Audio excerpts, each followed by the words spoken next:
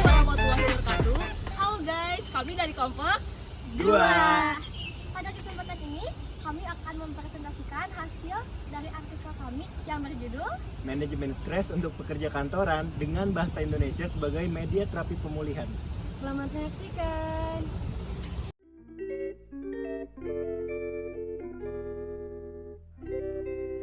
Stres merupakan tanggapan fisik dan mental terhadap tekanan yang melewati kemampuan seseorang untuk mengatasinya.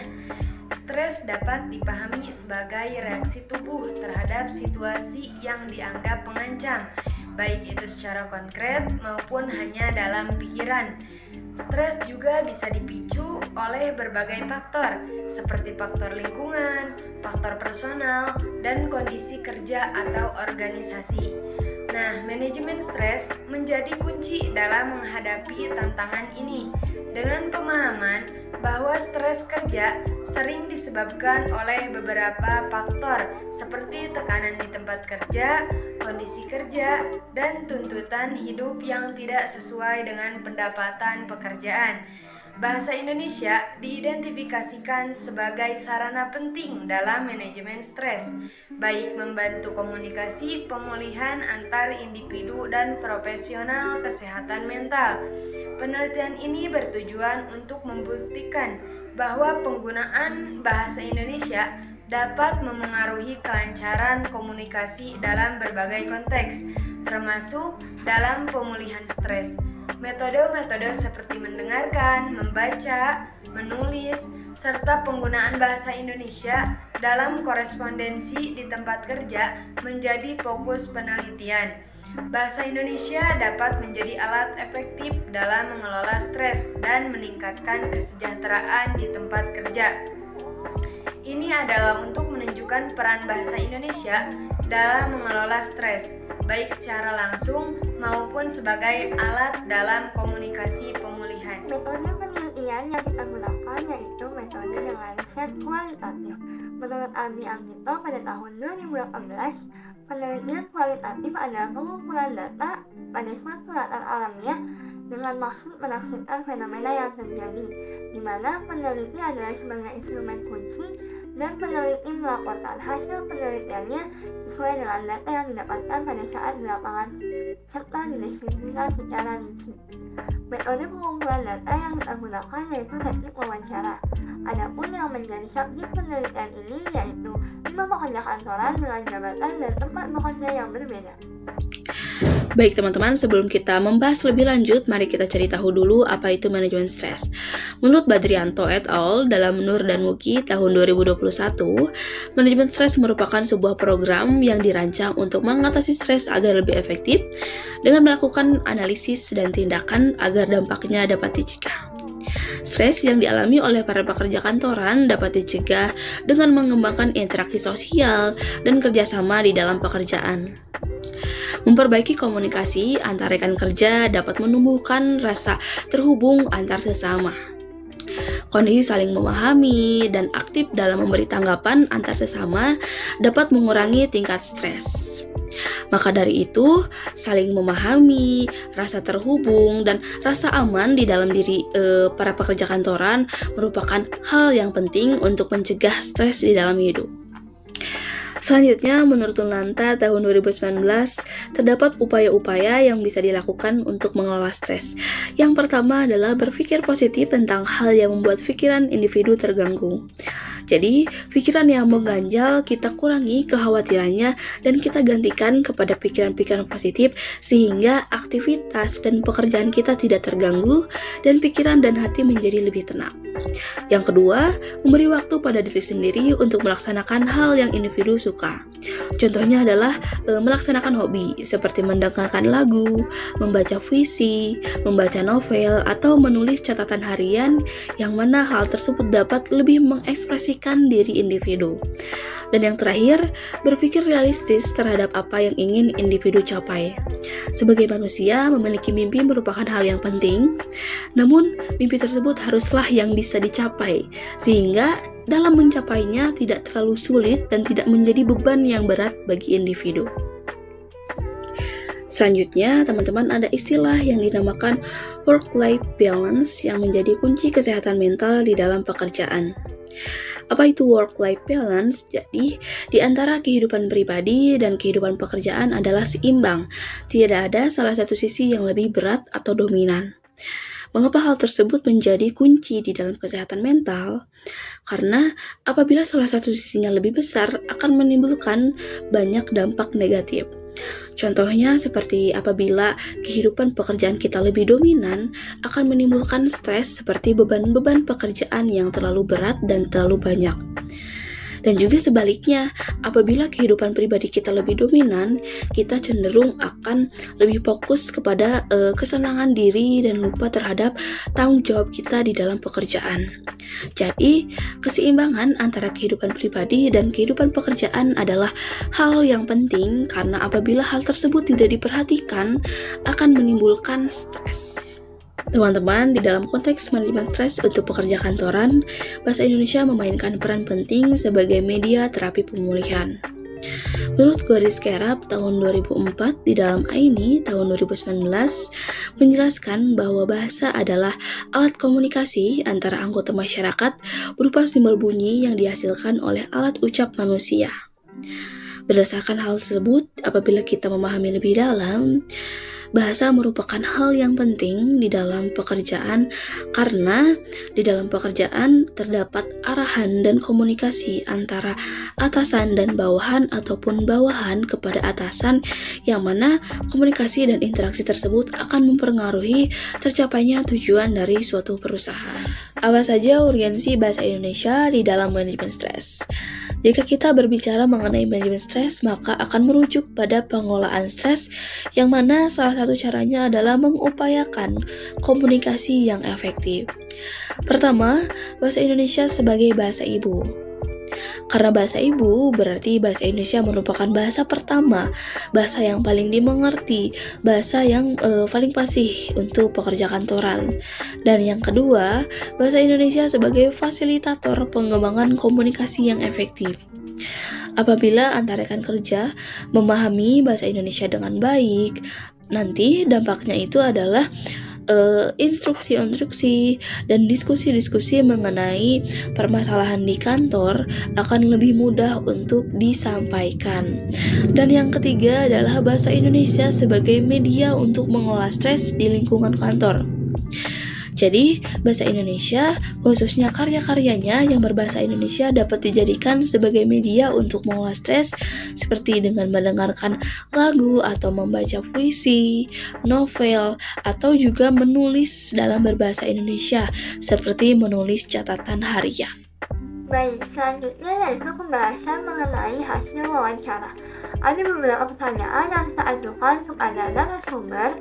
Yang pertama yaitu, menurut Anda, apakah penggunaan bahasa Indonesia dalam komunikasi menjadi suatu hal yang krusial untuk mengatasi suatu permasalahan di kantor? Mengapa?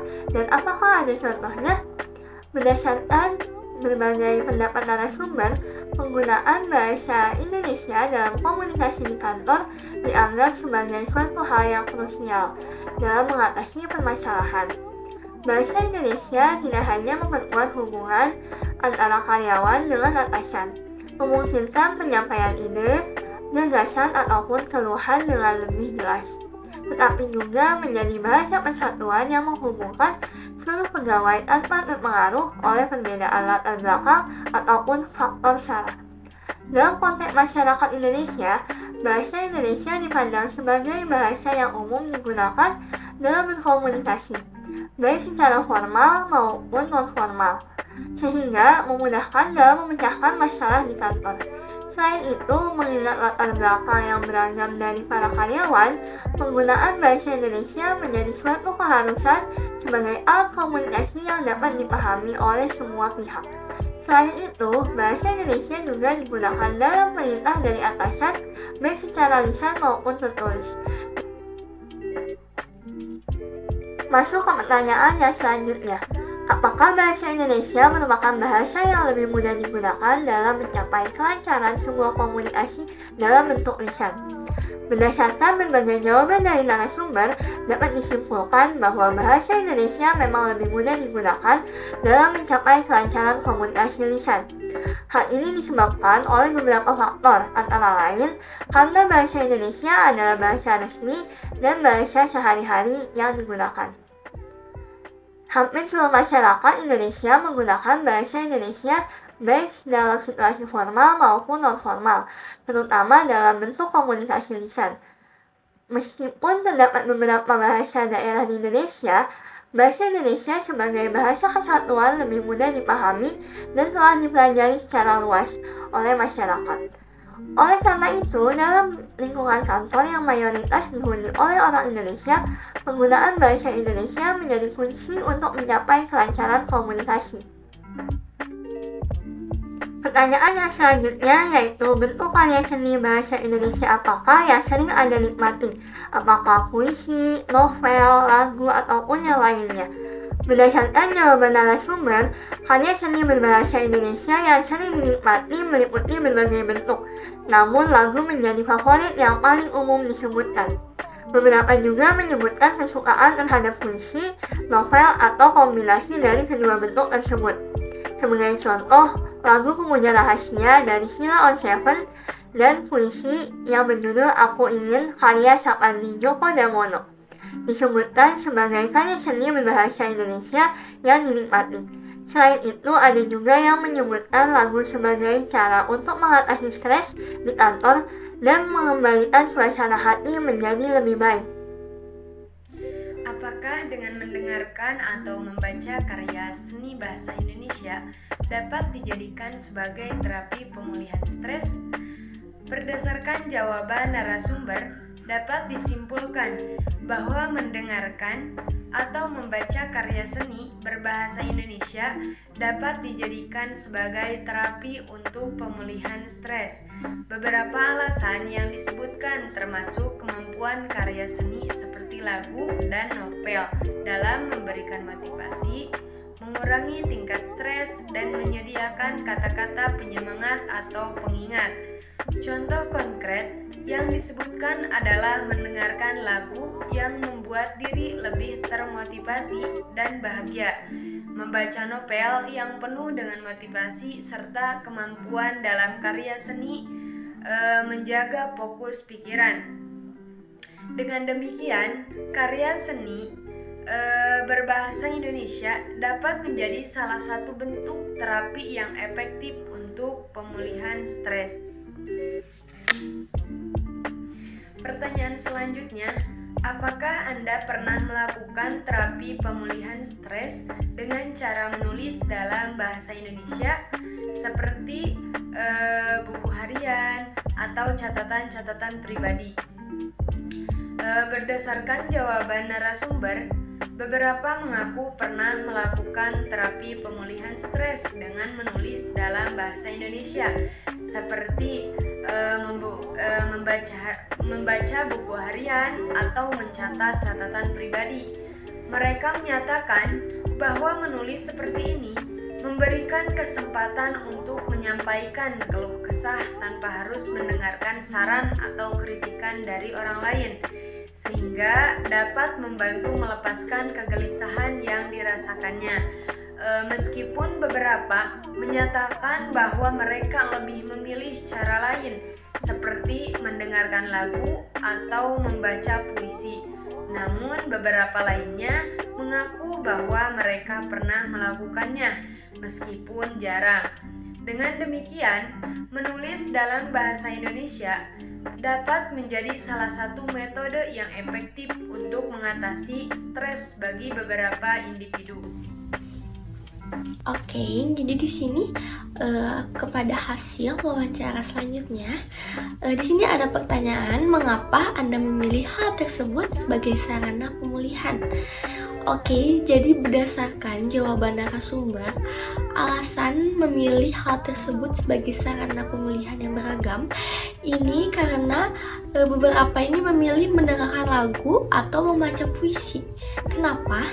Karena berpengaruh pada emosional dari aransemen musik dalam lagu atau makna yang singkat yang terkandung mendalam dalam puisi. Nah, aktivitas ini juga dapat meningkatkan wawasan dan memberikan kesempatan untuk mencari makna lebih dari kata-kata. Sementara itu, ada yang memilih opsi tersebut karena merupakan hobi mereka dan dianggap sebagai terapi pemulihan stres yang lebih mudah dilakukan. Ada juga yang memilih ini karena hal menulis. Kenapa? Karena menulis ini merupakan kebiasaan membaca dan dorongan untuk mengapresiasikan emosi dan pikiran yang tidak baik menjadi lebih baik melalui tulisan. Demikian, pemulihan sarana stres bergantung pada preferensi dari kebutuhan individu serta pengalaman individu menjadi merek mengatasi stres mereka sendiri. Oke, ke pertanyaan selanjutnya. Di sini pertanyaannya berkaitan dengan pekerjaan Anda di kantor. Apakah bahasa Indonesia ini merupakan bagian penting dalam tercapainya kesepakatan dan pemahaman komunikasi dalam melakukan korespondensi? Oke, berdasarkan jawaban dari narasumber, dapat disimpulkan bahwa bahasa Indonesia ini merupakan bagian penting dalam tercapainya kesepakatan dan pemahaman komunikasi dalam melakukan korespondensi terkait pekerjaan di kantor. Nah, bahasa Indonesia ini dianggap sebagai keharusan untuk menciptakan komunikasi yang baik antara pihak ini ke pihak yang lainnya atau satu pihak ke pihak yang lainnya. Nah, baik dalam surat menyurat maupun dalam percakapan langsung.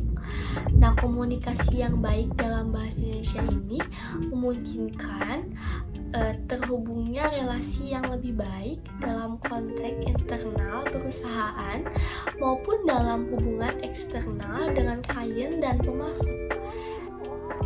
Meskipun demikian, terdapat juga pengakuan bahwa dalam lingkungan kerja multinational company ini penggunaan bahasa asing seperti bahasa Inggrisnya tuh sangat penting untuk melakukan korespondensi.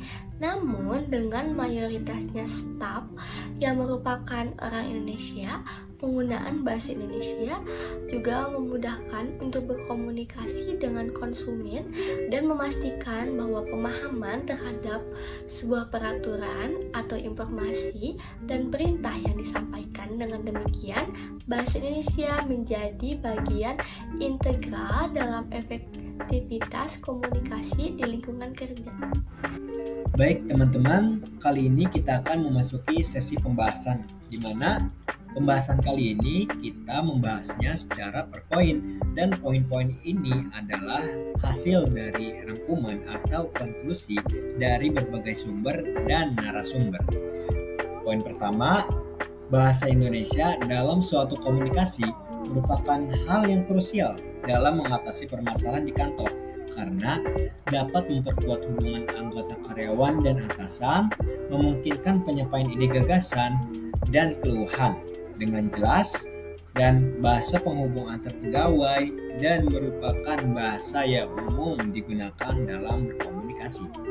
Poin kedua, bahasa Indonesia merupakan bahasa yang lebih mudah digunakan dalam mencapai kelancaran sebuah komunikasi dalam bentuk lisan. Karena bahasa Indonesia merupakan bahasa nasional dan bahasa resmi juga bahasa sehari-hari yang dimana dipakai oleh mayoritas pekerja kantor. Selanjutnya, poin ketiga, di mana karya seni berbahasa Indonesia yang sering dinikmati oleh mayoritas pekerja kantoran adalah lagu. Lalu urutan selanjutnya adalah puisi dan novel. Lagu ini dikatakan dapat mengatasi stres di kantor dan dapat mengembalikan suasana hati menjadi lebih baik. Poin keempat menjelaskan di mana mendengarkan dan membaca karya seni berbahasa Indonesia dapat dijadikan sebagai terapi pemulihan stres karena karya seni tersebut dapat memberikan motivasi, menjadi penyemangat dan dapat dijadikan sebagai pengingat. Poin kelima di mana dijelaskan dalam menulis dalam menggunakan bahasa Indonesia ini dapat menjadi terapi pemulihan stres seperti membuat buku harian atau membuat catatan pribadi. Menulis juga menulis seperti itu dapat memberikan kesempatan untuk menyampaikan isi hati tanpa adanya interupsi atau kritikan dari orang lain. Jadi menulis diary ya, misalnya menulis diary ini dapat memberikan kesempatan untuk menyampaikan isi hati kita nih ke dalam diary tersebut tanpa orang lain melihat itu. Jadi kita leluasa dapat mengeluarkan isi hati kita kapanpun, dimanapun, dan kapanpun kita ingin. Selanjutnya di poin ke-6, di mana alasan para pekerja kantoran menjadikan karya seni dan menulis catatan harian berbahasa Indonesia sebagai sarana pemulihan stres adalah pengaruh emosional dari aransemen musik dan lagu, makna-makna mendalam dalam puisi. Selain itu, karya seni tersebut dapat menambah wawasan, memenuhi hobi, dan sebagai bentuk mengekspresikan emosi dan pikiran. Lalu, poin terakhir yaitu poin ke-7, disebutkan bahwa bahasa Indonesia merupakan bagian penting dalam tercapainya kesepakatan dan pemahaman komunikasi dalam melaksanakan korespondensi, karena pengetahuan dan pemahaman bahasa Indonesia merupakan hal yang harus dimiliki oleh pegawai yang bertanggung jawab dalam urusan surat menyurat untuk kepentingan operasional perusahaan dan usaha memperluas jaringan. Lalu dapat disimpulkan bahwa penggunaan bahasa Indonesia di lingkungan kerja tidak hanya berfungsi sebagai sarana komunikasi saja, akan tetapi juga dapat berfungsi sebagai alat yang efektif dalam mengelola stres, di mana di sini berbagai sumber menekankan bahwa bahasa Indonesia ini memiliki kemampuan untuk memperkuat ikatan antar sesama karyawan, mempermudah pencarian solusi atas masalah, serta mengatasi hambatan dalam komunikasi yang muncul akibat adanya perbedaan budaya dan latar belakang. Penggunaan bahasa Indonesia ini tidak hanya terjadi pada konteks formal saja, akan tetapi dapat kita temukan di dalam aktivitas sehari-hari seperti promosi produk atau bahan, dan bahasa Indonesia ini juga dianggap sebagai terapi untuk mengurangi stres melalui karya seninya, seperti lagu, puisi, novel, dan musik. Nah, musik ini merupakan salah satu contoh yang memiliki dampak yang cukup positif terhadap pikiran dalam bahasa Indonesia, yang dianggap sebagai cara yang paling efektif untuk mengurangi stres. Aktivitas kemungkinan individu ini sering mengapresiasi perasaan dan pemikiran mereka akibat rasa takut akan dihakimi atau dikritik. Namun, kemahiran penggunaan bahasa Indonesia dalam komunikasi yang tertulis di tempat kerja juga dianggap sebagai hal yang penting. Hal ini dapat mempercepat proses komunikasi, menjaga kejelasan pesan, dan membantu untuk membangun hubungan kerja yang positif Anda bersama rekan kerja. Dan kemampuan untuk berkomunikasi dengan baik membantu individu yang mengalami stres untuk mendapatkan dukungan dari rekan kerja untuk masa proses pemulihan. Lalu di sini ada saran untuk penelitian berikutnya untuk melakukan penelitian secara langsung di lingkungan kantor dan lebih mendalam menggunakan metode kuantitatif. Tujuannya adalah untuk memperoleh pemahaman yang lebih baik tentang karakteristik pegawai di lingkungan kerja kantor dan bagaimana hal tersebut berkaitan dengan pendidikan karakter. Selain itu, interaksi dengan masyarakat juga perlu dipertimbangkan dalam berbagai kasus, terutama terkait dengan keterlibatan masyarakat sebagai sumber daya manusia di lingkungan perkantoran.